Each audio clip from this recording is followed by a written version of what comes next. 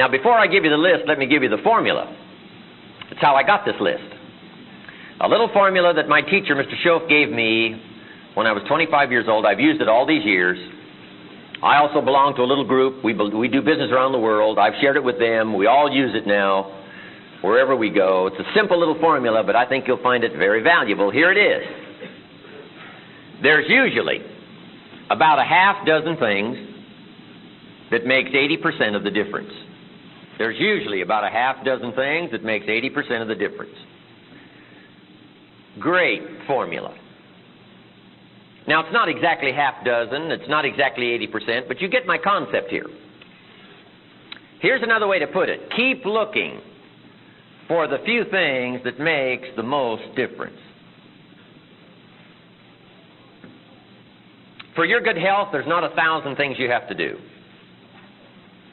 Not 1,000 things every day. I'm telling you, about a half a dozen good health practices, and you'll take care of most of your health challenges. Okay? If you're going to set up an office, there's not a checklist of 500 things you need to look at every day. I'm telling you, there's about a half a dozen. A few things will take care of most of it. Now here's the challenge. Once you've found the few things that takes care of the most of the challenge, now spend most of your time on those few things. This we simply call time management. In the 2-day leadership weekend, one of my major subjects is time management. Here's what I call it. The best kept secret of the rich is what? Time management. What an incredible discovery I made one day when I found out that rich people have about 24 hours a day.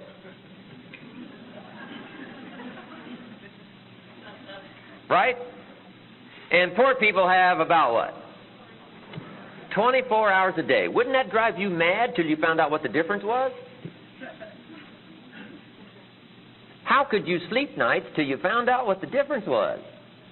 Both have equal time, but an incredible difference in outcome. What makes the difference? Same time, but a totally different outcome. It's called time management. And here's part of it in a nutshell.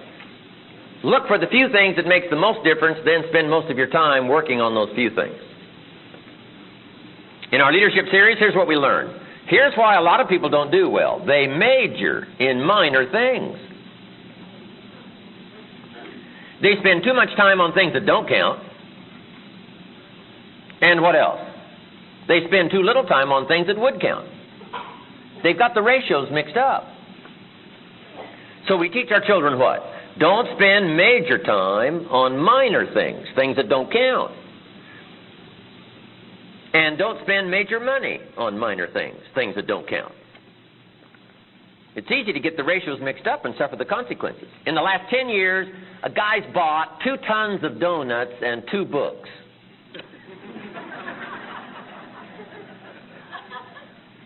And he wonders why his life is devastated. Right away, we would come up with the answer, couldn't we? He spent far too much money on what? Donuts. Now, both donuts and books are okay, but this guy spent far too much money on donuts and not enough money on books. I'm telling you, that is the difference. The best kept secret of the rich. Don't spend too much money on things that don't count. Don't spend too much time on things that don't count. And don't spend too little time on things that would count. It's called the time management challenge. So, the few things, the half dozen, takes care of the big share of it. Good formula to use. Here's what we call these, half dozen few. Basics. Basics. Fundamentals. If you're going to play basketball, right? You're going to be a pro someday. Hey, you got to master the fundamentals. Not 1,000 things. A few things you get very good at. Then you add your own flair and your own personality. But hey, if you want to do something extremely well and get well paid, you master the fundamentals and master the basics. Now, here's what's exciting about the fundamentals of life. Just jot that down. The fundamentals of life. Here's what's exciting about the fundamentals of life. Number one, there's just a few. There's not 1,000. There's just a few fundamentals of life and living well, success. Just a few fundamentals. Here's what else is exciting. Once you know them, you know them. Once you got it, you got it. And here's what else is exciting. There's no new ones. So you don't have to worry about being surprised. Because fundamentals are what? Old. 6,500 years of written history gives us the fundamentals of life. And these fundamentals are old. You got to beware of somebody who comes along with new truth. Say, no, truth is not new. Truth is what? Old. Old.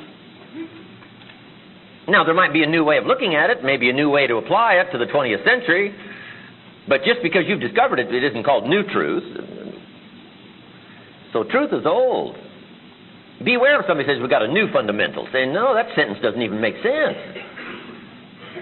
So be a little suspicious. Wouldn't you be suspicious of a guy who said we're manufacturing antiques, right? You got to come and see our plant work. You say, no. No, you can't manufacture antiques. Antiques are what? Old. Okay, so the stuff I'm going to talk with you about today, this stuff's old.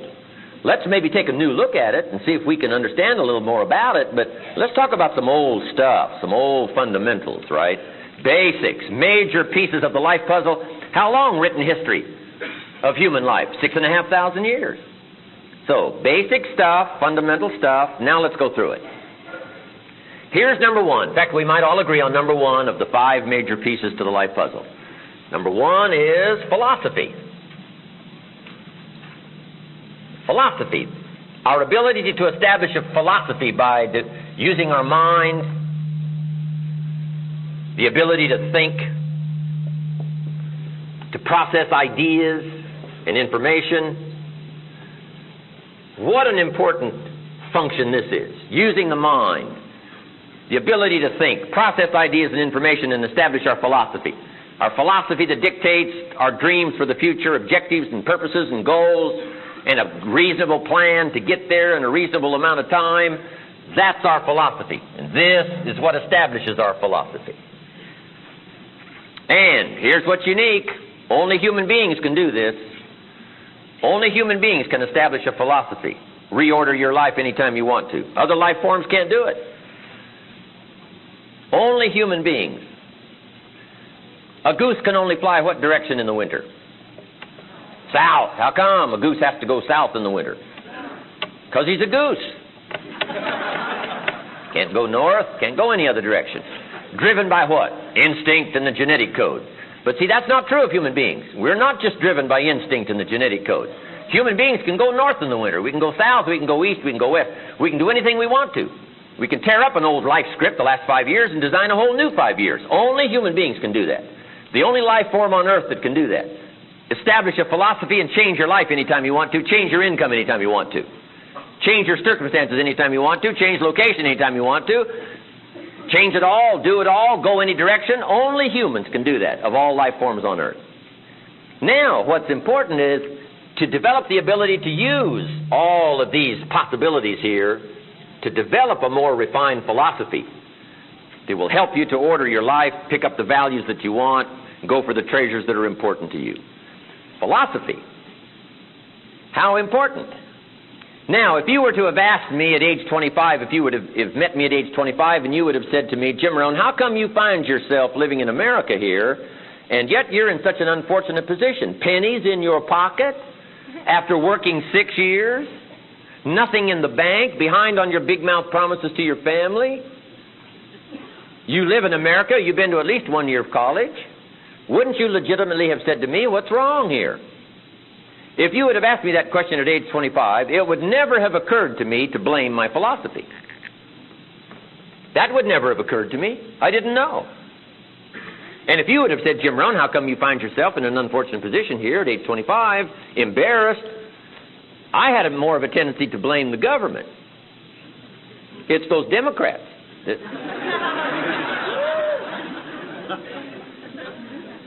I found that easier to blame than my philosophy.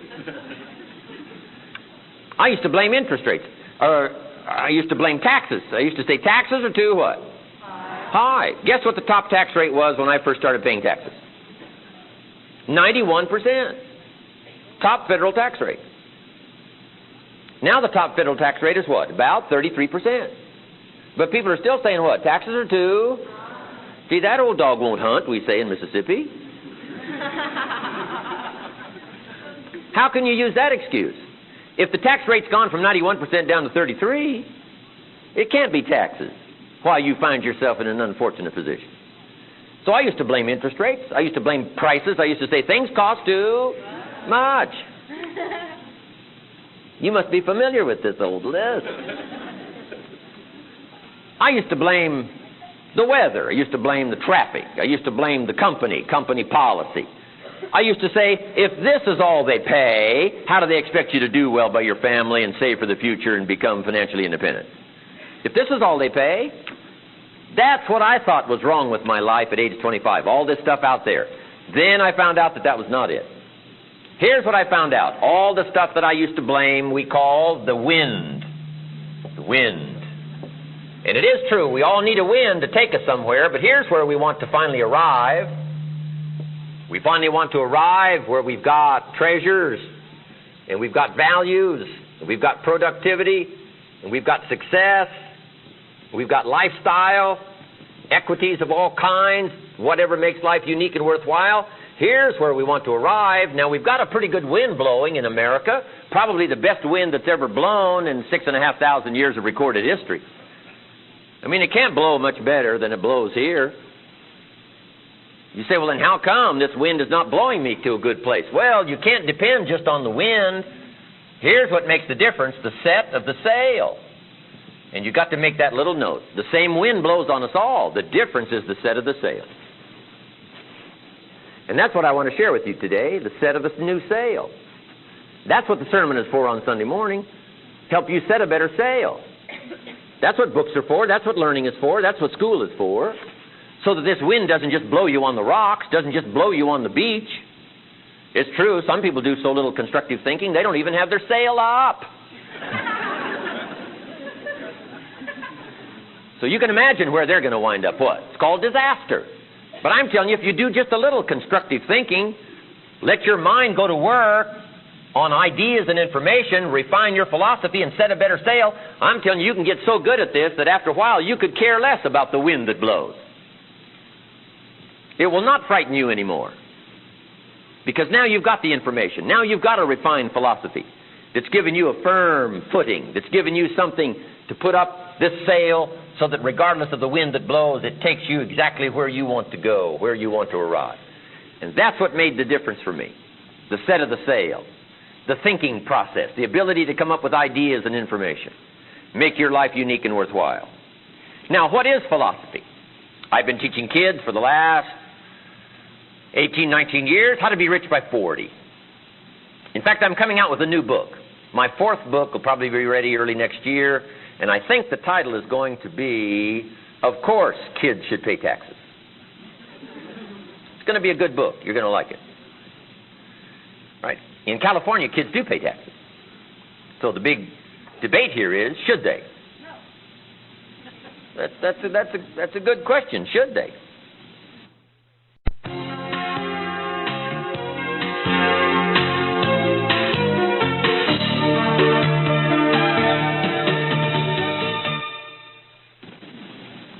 If an 8-year-old walks into 7-Eleven and buys something that costs $1, the proprietor now asks the child for, what, 7 more pennies. Kid says, what's this 7 pennies for? Proprietor says, well, that's the taxes. And the kid says, well, I'm only 8 years old. Proprietor says, congratulations, you're my youngest taxpayer. Give me the money. So in California, kids do pay taxes. Now the question is, in the debate, should they? And my book answers that. Of course, kids should pay taxes. If you want to ride your bicycle on the sidewalk instead of in the mud, you have to pay 7 pennies. So what? Everybody has to pay. That's the ultimate part. Everybody has to pay. To keep tyranny over there instead of over here, you got to pay. Aircraft carriers are expensive. How much do you think they cost? We can't use used missiles. It's expensive, so everybody has to pay, including kids. So the debate is, should kids pay taxes? My book answers that. Yes, of course, kids should pay taxes. Now, I've been teaching kids how to be rich by 40. If you start as a teenager, simple, rich by 40. 35 if you're extra bright. And most kids think they're extra bright, so they go for 35. Or much sooner if you find a unique opportunity. I was a millionaire by 31, so you don't have to wait till 35 if you find a unique opportunity. Now, when I talk to kids about how to be rich and powerful, sophisticated and healthy and influential, once I get them sold on it, they say, okay, Mr. Rohn, I'm ready. How do I do that? Here's what I tell them. It starts with your philosophy. So now what do they ask me? What is philosophy? I mean, that's a pretty big word, right, for some kids. So let me give you my definition of philosophy that I give to my teenage friends. I figure if I can break it down so they can understand it easier, I can understand it easier. Here's what our philosophy is. Number one, the sum total of all that we know. You just add up all you know. That's what helps to build your philosophy. And then here's number two. It's not just what you know, it's what you decide is valuable. Because you can't do all you know. If you know 1,000 things, you can't do 1,000. So what do you have to do? You gather up the 1,000 ideas, then you got to sort through them. And do what? Decide which ones are valuable. If it's not valuable, hey, you don't waste your money. If it's not valuable, hey, you don't waste your time. But if it is valuable, you put in your money. If it is valuable, you what? Put in your time and effort, if it is valuable. So here's two things that establishes our philosophy. Number one, gathering knowledge. That's what school is for. Gather knowledge. But that's not the only purpose. Or that's not the only way to establish a philosophy. Number one, we gather knowledge. Number two, we sort through it all and decide which is valuable, which isn't valuable. What not to waste your time doing, what to put your time to. Now that process establishes our philosophy. So now there's two parts to it. Here's number one. It's very important to know. You got to know. That's what I tell my teenage friends every time I get a chance to talk to a high school class or a college class, university class. You got to know. So pay attention to the information that's going on here at school. What you think of it, that's up to you. And what you're going to do with it, that'll soon be up to you. But while you're here, make sure you get it. I got a good phrase from my teenage friends. Here it is. Don't leave school without it. I mean, don't walk out of here without some stuff for your head to ponder and think about.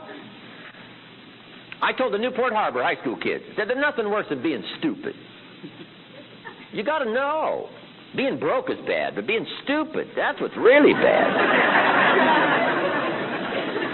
And what's really, really bad is being broke and stupid, right? I mean, nothing much worse than that. Unless you're sick, broken, stupid. About as far as you can fall. Well, there's probably one more. Ugly? But, hey, that would do it, wouldn't it? Ugly, sick, broken, stupid. Life's worst scenario. So you got to know. You got to have the information. So since that's true, let's correct a couple of old cliches. Here they are. Let's correct them. This is an intelligent audience. Let's correct a couple of old cliches. Here's the first one. What you don't know will hurt you. Just make that intelligent correction. What you don't know will hurt your bank account. If you don't know, what you don't know will hurt your health. What you don't know will hurt your future, leave you with an empty purse and an empty heart. What you don't know. Ask a person who's 50 and broke. And just, a few little questions. What you soon find out what? Nice guy, but he just doesn't know. So you got to know. Here's another old cliche. Let's correct this one. Ignorance is not bliss. Ignorance is poverty. Ignorance is devastation. Ignorance is tragedy. Ignorance is illness. It all stems from ignorance. So you got to know. You got to have the information. Okay. Now, where do we get ideas and information that can help transform our life? Let's go through the information. Just take these notes. Here's number one, PE, personal experience. That's one way to pick up ideas from your own personal experience. One way to learn to do it right is what? Do it wrong. Now the key is don't let it take too long. If you've done it wrong 10 years, we suggest that's long enough. We don't suggest 10 more years just to prove a point. No. If you're broke at the end of 10 years, couldn't we evaluate that? Yeah. I meet Mr. Schoaf. I've been working 6 years. He said, Mr. Rohn, you've been working 6 years. How are you doing? I said, not very well. He said, I suggest you not do that anymore. Are you going to go another 6? Wouldn't you like the next 6 to be totally different than the last 6? And I said, yes, sir. Then he said, we're going to find out, first of all, where you've messed up. We're going to change that so that the next 6 are totally different than the last 6. And the reason human beings can do that is because they're human beings. Not a goose, not a spider, not an alligator. Human beings can tear up the last 6 and develop a whole brand new 6. Anytime you want to. I did it. Farm boy from Idaho, raised in obscurity. There's anybody in this room that can't do it. So, number 1, learn from your own experience. Here's number 2, OPE. Just jot that down. Other people's experiences. That's why I'm here. I'm one of these other people.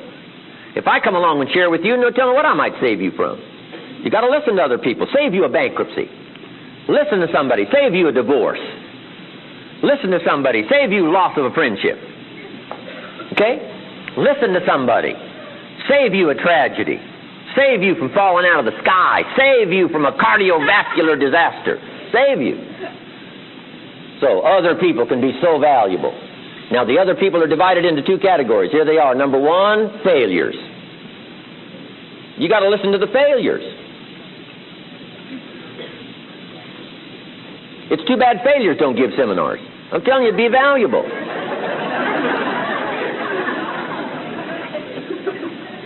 A guy that's messed up his life for 40 years. You just got to say, John, would you spend a day with me? I'll bring my journal. Take excellent notes. Tell me.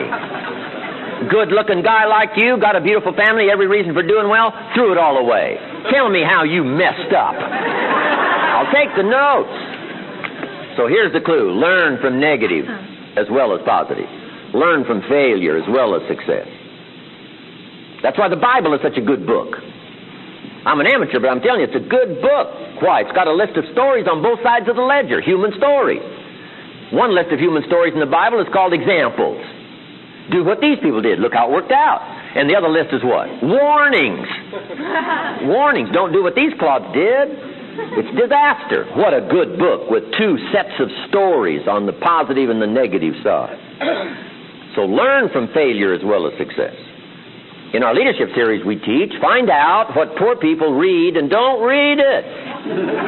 Gosh, this stuff's easy to learn. Find out how they talk and what? Don't talk that way. Find out the language they use and don't use it. Find out what they blame and get you a different list. I'm telling you. Learn from failure. Learn from tragedy. Okay, now here's the other side. Learn from success. People that have got something going of value that you could learn from. Whatever the value is. A mother who has magic with her children. Wouldn't you want to know? Of course. You say, Mary, would you meet me tomorrow morning for breakfast? Neat little cafe. You won't believe the service. I'll pick up the tab. She says, okay. She meets you tomorrow morning for breakfast. You say, Mary, I got to know, where did you get this magic with your children?